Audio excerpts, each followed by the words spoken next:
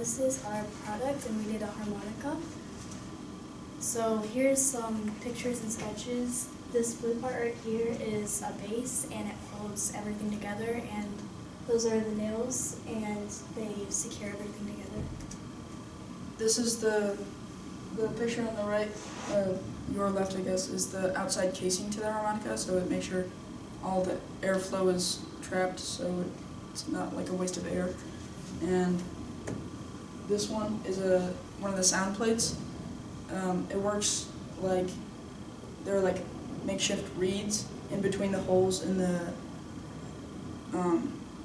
sound plate, and with airflow they vibrate and make a noise based on how long the reed is. So as the shorter the plates go, the higher pitched it is. Very good. It's future physics right there.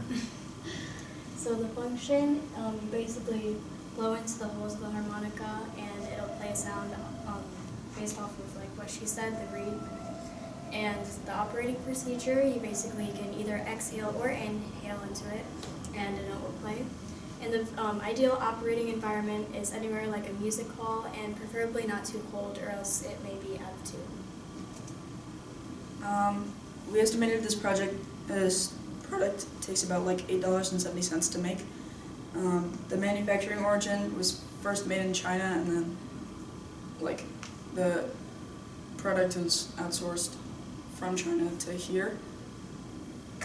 It became first in the 18th century, and the product life cycle, like the basic structures that hold the sound plates together, were melted down into a moldable plastic, and then the actual sound plates were probably melted down into, I mean, we guess they were aluminum or something, but they're melted down and formed and cut, cleaned, and finished into the desirable shape. Might be brass, maybe. A lot of instruments are Well, brass. I think it was like a brass coating, Right. because when we looked it up, like the specific type, and it said aluminum, but it might be, yeah. it also might be Right. brass. Yeah. Like maybe the pegs are brass, or Yeah, like this one. Right. maybe aluminum with a brass coating, because there is like a definitive coating on this. Yeah. I mean, it lasts about 6 months before a reed goes bad, but if you take care of it properly, they can last up to years. So the first component was the one that I did, and I did the base of it. So it didn't conduct electricity, it's not magnetic, it scratches, it's about 10 grams.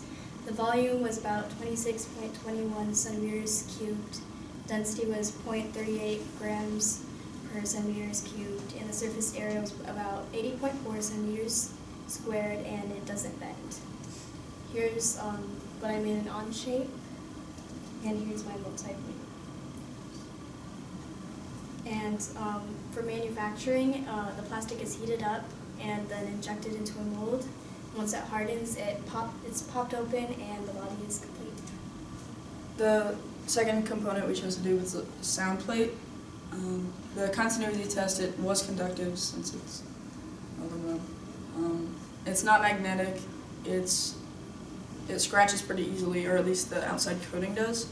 The mass was about 6 grams. The volume was luckily 1 cubic centimeter, which made the density 6 grams per cubic centimeter. The surface area was roughly 61.67 centimeters squared, and the sound plate's bendable. You just have to put a lot of force into it, and I tried bending it and like bending it back, but once I bent it, it stayed in the form that it was bent in, so it was kind of hard to bend it back. This is the on-shape thing.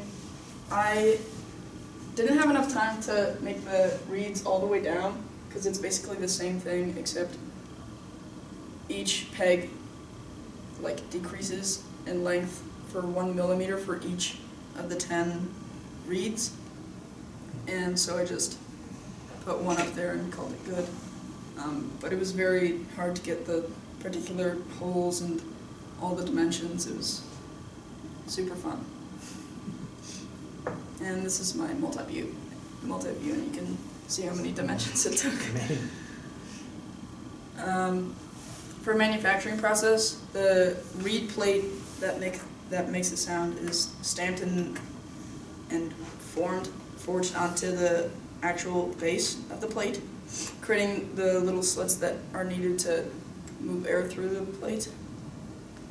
The reeds are then cut and tampered and finished by the machine, and one end of the reed is held to the reed plate so that the reed lays over like each slit for the airflow, and the opposite end of the reed is fastened to the plate.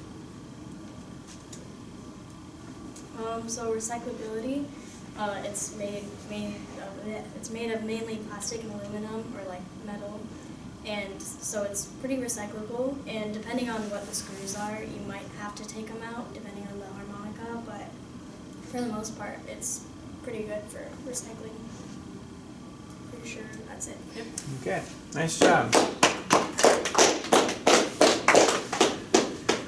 Guys all did really good.